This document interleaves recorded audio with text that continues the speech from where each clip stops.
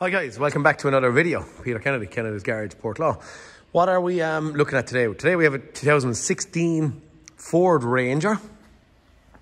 Customer's complaint, well, I wouldn't say customer's complaint. The story behind this one is that customer bought this car, a vehicle in England. We're in Ireland, as you all know from watching my videos. Bought it in England. Someone done a video, and when they done a video, they recorded the car running, the Jeep running. And it all sounded cool, but they had told him while selling it, it was bought maybe from, I don't know, car transplants or some of these Copart, is it? Or some of these auction sites, I don't actually know that bit. But what I do know is they said that the EGR cooler was leaking, and because it was leaking, that it was actually dropping water or coolant in here. Now, they did start it, they did run it, and while it ran on the video, it didn't sound too bad, he said. So he purchased it without actually getting to look at it himself. Now, brought it back. The long and short of it is this is a 3.2. So she's a 5-cylinder 3.2. 1, 2, 3, 4, 5. 5-cylinder 3.2. There's a ticking noise in it. Like that. And then what the customer has said is that when he goes to crank it, he turns the key and it... Now, when I have seen the car and it was brought to me, that was flat. Now, at this point in time, I'm after leaving that charge for a day or two. Smart chargers, Friday evening, I pulled it in. Today is Monday morning. So we're charging that. We have 13.5 volts in that. I didn't load test or do any mad crazy stuff on the battery. I'm just assuming that it's only just flat from being sitting around or parked up. We do see we've no coolant over here. And my guide or my thought process is that possibly, and or maybe, I could be wrong, that with an EGR cooler go on it, and I've seen this and that has kind of happened to me before, is while it was ticking over and the EGR cooler system or the EGR system filled with water, and then a snap of the throttle and the car will ingress or ingest that water. Now that's charged. I'm going to turn the key, try and recreate what this man is seeing, if it, with battery charged, if it decides to, I was going to try and turn the steering wheel. Yes, you won't turn that, he says, huh? Holy God. Oh gosh, gee. I was going to see what happens, okay? She's automatic, by the way. And what's on it? 97,000 miles. Tire pressure low. It says, I think, oil service required and stuff in on the dash here, but none of this sales stuff concerns us. Right now, we're going to see what happens. If this has ingested water, even though the water level is low, if it has ingested water into the cooling system or something like that, or even into the engine itself, that could be giving us that noise. Or is it just battery derived, is my thought process. What I'm thinking is, could it have ingested water? If it did ingest water, could it have, at some stage, if he's saying it kind of, when cold, is it locking due to water ingress and it can't actually compress the water and bent the conrod kind of slightly? I don't actually know. I'm going to turn the key now and see what happens. We'll go back that way. Oh, that's me. Sorry, my finger slipped off. Okay. That sounds kind of battery derived. I'll give it to you from here. Maybe the battery is just... We better do a test on the battery just to be sure. I thought maybe it might have just either cranked or locked or something, but now we'll just go and check. Okay guys, just a little fast check. Our battery. She's a bit, only 11.69 volts. Okay, we need a battery. Let's get a battery in and see where we start. Okay guys, I'm stuck in a battery. Whether permanent or not, stuck in there. I don't even think it's the right biggest one for it. It's only 680 amp, 750 has come out of it, but neither here or there. It's in it. It's a new battery. We'll just see what happens when we turn the key.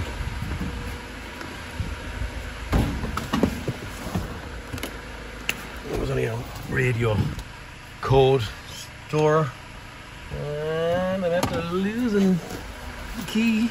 I didn't. Yeah. Okay. What's going to happen now? Is she going to? There's another car running in the background, so unfortunately we're not going to get wickedly true sound, but... Okay, no, it didn't seem to hydraulic lock there, and he's cranked over the finest. Its battery was causing his tick, tick, tick, tick, tick. Now,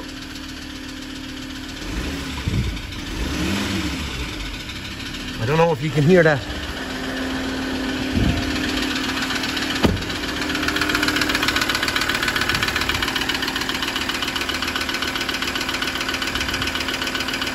I could be a million miles away from the truth. Did you hear it here? What way are we going to attack it? I don't know. Am I maybe thinking that... I'm only trying to get away from the noise now. Am I maybe thinking that...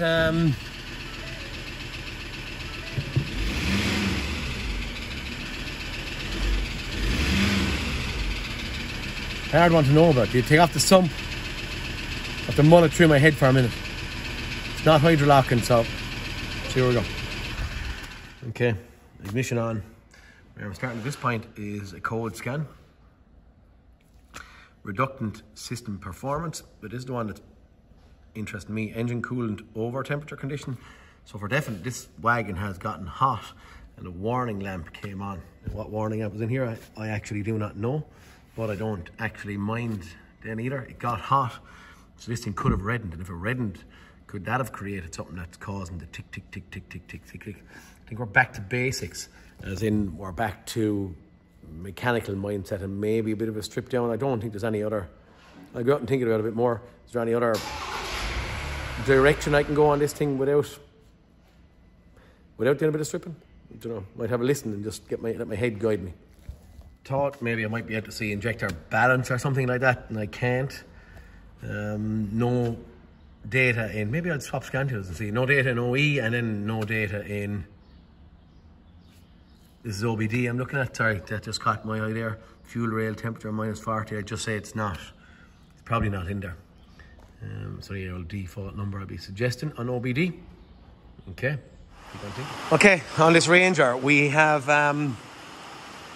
my gut is telling me when I turn the key that I'm feeling it down on compression in some cylinder. No indication as of yet of where I'm going, but just my gut told me I was down on a bit of compression. What we're after doing now is I've disconnected all 5 injectors, and at that point in time I'm doing a relative compression test, okay? Relative compression test is just seeing what compression we have in each cylinder. This is the amount of amps that the starter motor is drawing while it's overcoming peak compression in each cylinder, okay? Now, what am I seeing here? Well,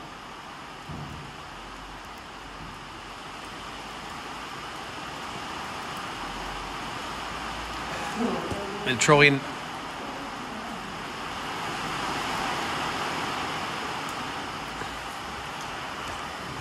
a little ruler here.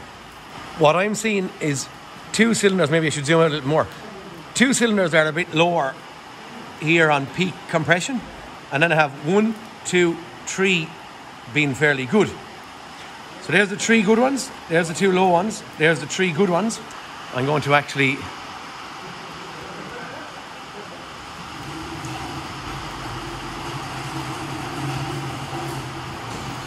you can nearly see the repeat here, look.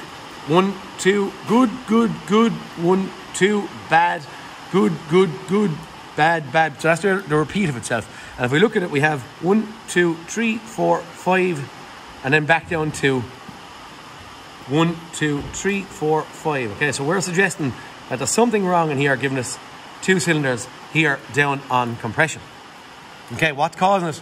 I do not know, but we do, and I have to say that we have to go in. We now are going intrusive. We need to disassemble or start disassembling this engine and trying to figure out what's happening in here, okay?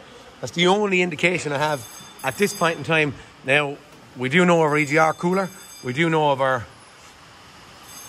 water level dropping, but we must get in and must do something in here in this engine at this point in time, or at least make a plan of where we're going to go, okay?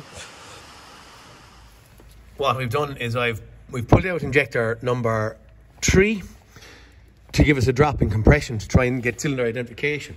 And so this is number 3 here. Fire in order, this is 1, 2, 4, 5, 3. So that's 3. 1, 2, 4, 5, 3. Okay, I'm saying that's the good cylinder, good compression we had. Good compression, good compression. It's kind of a little bit hard to understand, but I go over here actually. Is it down, down, and then it raises or fixes itself? Okay, sorry, what I'm trying to say is that this is down on compression, down on compression. Good compression. We created this drop in compression. This one then is a little bit lower because of the speed or the momentum gained by having no compression in here at all. And then we're back to small compression, small compression. So what do we have? 3. 1, 2, 4, 5, 3. 1 and 2, okay, and now we're getting some kind of a picture. These two are beside each other, 1 and 2. 4, 5.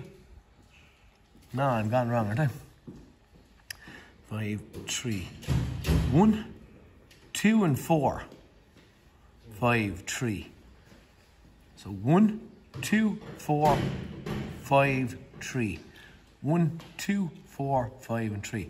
So that's the compression we're down on, I believe, is 2 and 4. Now they're not beside each other. But anyway, there's some digging have to go on. Okay guys, on the Ranger, we seen in the earlier part of the video where we're down on relative compression.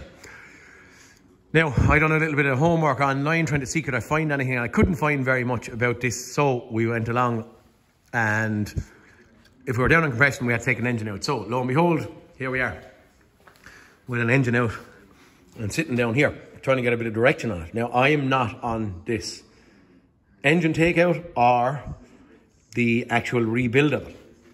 I'm in the middle of another mess in a Mazda over here, which I'm doing a video on. But I'm going to show you what we found on this thing, okay? This is, I've done a Ranger engine before, a video on it.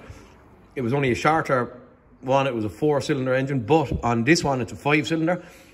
And I know from our research on the last engine that I was doing that the injectors fail on them, and when the injectors fail on them, they do damage pistons in these things, okay? So, where we've gone, we've injectors out, just at the top of it. We're trying to see, I thought it might have been a Conrod bent or something like that, but we were down on compression on 2 cylinders. Now, I have the borescope, the Tesla borescope in cylinder number 5. Excuse me. And at this point, I have just, I'm only fishing my camera in there. If you go in and we try and see a bit of reflection in there, which is not great, but if you're looking at it, as good as you can see anyway here, look, from there around is good, but pay particular attention to there, there, and there. And I don't know, can I get to see this a little bit better? You can actually see it quite good there. Now, I broke the lens on the Tesla camera, so it's not seeing it very well, but you can see very, I don't know where this reflection is coming in, very visibly you can see the side of the piston is burnt there, there, and there. You can see it. That's a little, what is it called? I don't know what it's called. Is it a compression chamber or combustion chamber or whatever? There's 5 or 6 little jets spray out of the injector, and they've burnt the piston here. That's that piston. Now, I'm going to go up and I'm going to go down into number 4 cylinder. If I can, sorry, I'm looking at me. We can see here, that actually looks good. The ring, little hole or chamber on top of the piston is intact all the way around. So number 4 is good. Number 3 I'm trying to fish into now. Sorry, 1 second, guys. So my camera work is bad there at that point.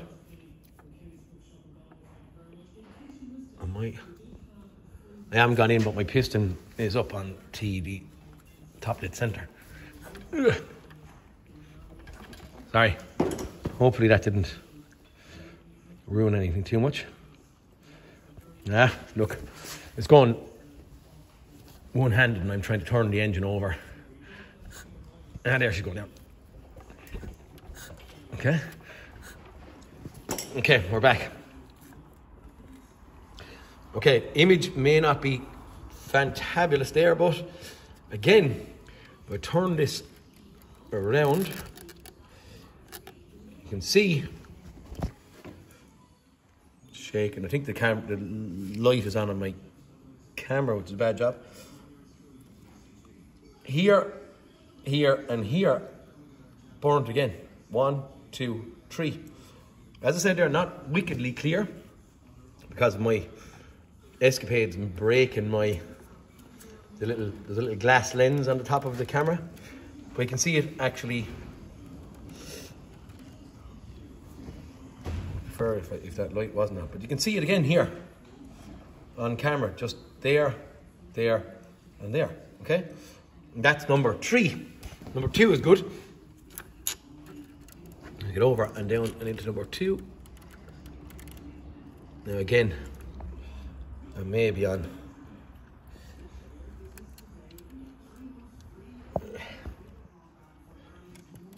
That is again isn't very clear, but it is good all the way around. So as I spin them around,